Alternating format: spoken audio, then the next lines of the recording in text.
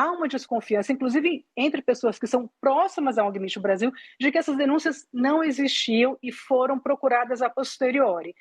A favor dessa desconfiança, ao fato de que há pessoas que relatam, que me relataram, sob a condição de anonimato, que foram procuradas pela ONG Micho Brasil após o caso estourar, sendo indagadas se teriam, por acaso, algo a dizer a respeito do Silvio Almeida, se teriam sido assediadas sexualmente. E uma ex-aluna com quem eu conversei, ela foi ex-aluna, aliás, ela foi aluna do Silvio Almeida entre 2009 e 2013 na São Judas.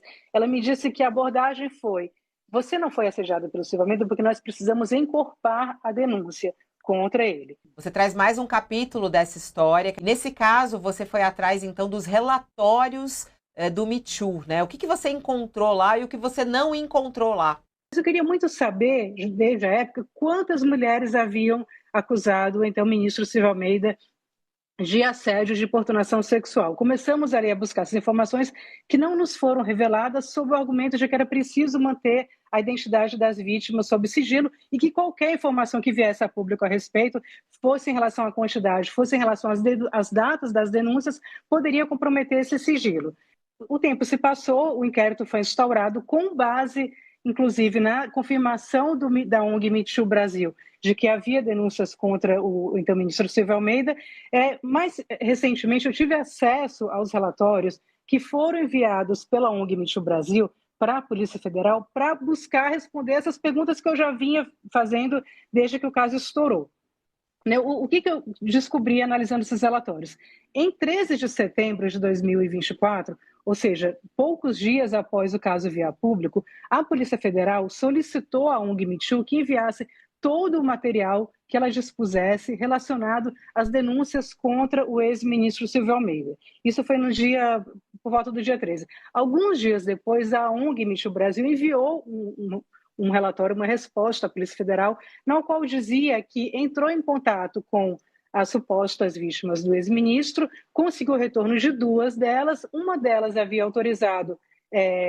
havia autorizado que fossem passados os dados dela para a Polícia Federal, e uma outra já havia prestado depoimento anteriormente no dia 10 de setembro. Checando ali as datas, cotejando as informações a que dispomos, nós sabemos que essa mulher, essa outra vítima que deu depoimento no dia 10 de setembro, é a professora Isabel Rodrigues, que é aquela professora de Santo André, então candidata a vereadora, que foi às redes sociais dizer que havia sido importunada sexualmente pelo ministro Silvio Almeida durante um almoço em São Paulo. Bem, e na ocasião, a ONG Me Too Brasil pediu à Polícia Federal que estendesse o prazo para que ela procurasse conversar novamente com as denunciantes e saber o que poderia ser enviado para a polícia. Quando foi em fevereiro desse ano, ou seja, há pouco tempo, a Polícia Federal voltou a cobrar informações da ONG Me Too Brasil. Pediu mais uma vez que a ONG enviasse todo o material que dispusesse relacionado ao caso. E o que foi que a ONG respondeu alguns dias depois? Enviou duas laudas sem logo do Me Too, dizendo o seguinte, que havia feito contatos com denunciantes. E o que nos chamou a atenção, Fabíola, é o fato de que todos os contatos que são apresentados nesse relatório de 2 páginas do Me Too são contatos posteriores à demissão do ministro Silvio Almeida. E nesse relatório tem informações que são muito, digamos assim, tímidas, né? Informações sobre o estado de saúde das denunciantes, mas não informa algo que eu acho que é fundamental, que é as datas em que as denúncias foram feitas à ONG Me Too Brasil, por que canal essas denúncias foram feitas, ou seja, as pessoas procuraram a ONG Me Too Brasil pelo WhatsApp, procuraram pelo telefone, enviaram uma carta, foram pessoalmente à sede do Me Too Brasil para dizer, olha, estou aqui sou vítima de abuso ou de assédio sexual do ministro Silvio Almeida. Essas informações nós não dispomos e nem a Polícia Federal. Há uma desconfiança, inclusive entre pessoas que são próximas à ONG Me Too Brasil, de que essas denúncias não existiam e foram procuradas a posteriori. Isso é uma desconfiança que tem que ser investigada. Eu estou aqui nesse papel de procurar entender o que é que aconteceu.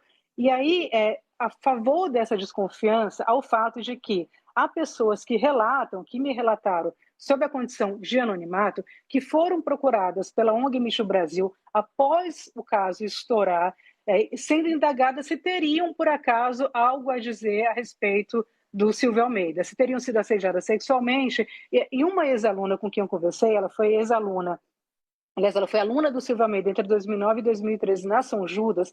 Ela me disse que a abordagem foi: você não foi assediada pelo Silvio Almeida porque nós precisamos encorpar a denúncia contra ele. Então, isso leva a essa desconfiança de que não havia denúncias à época.